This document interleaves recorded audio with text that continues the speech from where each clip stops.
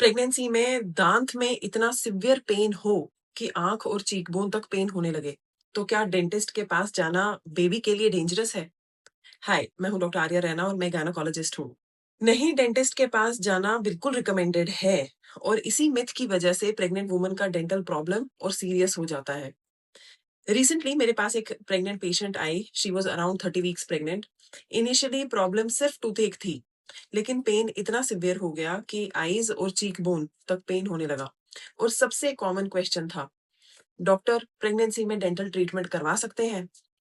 बिल्कुल करवा सकते हैं, और अगर ट्रीटमेंट की जरूरत है तो प्रेगनेंसी की वजह से उसे अननेसेसरीली डिले नहीं करना चाहिए।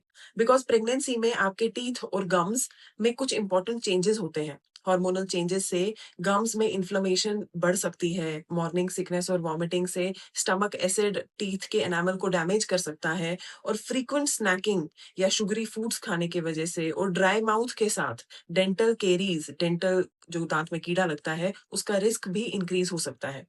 अगर कैविटी हो गई हो तो डिलीवरी तक वेट करना चाहिए या पहले ही ट्रीटमेंट कराओ? एसीओजी और एडीए के अकॉर्डिंग अनट्रीटेड डेंटल केरीज की रिस्टोरेशन, रूट कनाल या इवन एक्सट्रैक्शन अगर क्लिनिकली रिक्वायर्ड हो, प्रेगनेंसी के किसी भी स्टेज पर किए जा सकते हैं। ट्रीटमेंट डिले करने से प्रॉब्लम और कॉम्प्लिकेटेड हो सकती है। अब रही बात डेंटल एक्सरे की, तो प्रेगनेंसी में क्या ये डेंजरस है? नेसेसरी डेंटल एक्सरेज प्रेगनेंसी में किए जा सकते हैं when required for diagnosis and treatment. जितना कम रखो एक्सरे उतना अच्छा। रेडिएशन एक्सपोजर बहुत कम होता है और मॉडर्न डेंटल रेडियोग्राफी में अननेसेसरी एक्सपोजर अवॉइड किया जाता है। क्या आप लोकल एनेस्थीसिया ले सकते हो? यस। लीडोकेन विद और विदाउट एपिनेफ्रीन यूज हो सकता है प्रेगनेंसी में when clinically indicated. So please, सिर्फ प्रेगनेंसी की वजह से डेंटल ट्रीटमेंट को पोस्टपोन मत कीजिए। बट एक इंपॉर्टेंट डिस्टिंक्शन है, डेंटल ट्रीटमेंट सेफ होना और हर मेडिसिन सेफ होना सेम थिंग नहीं है।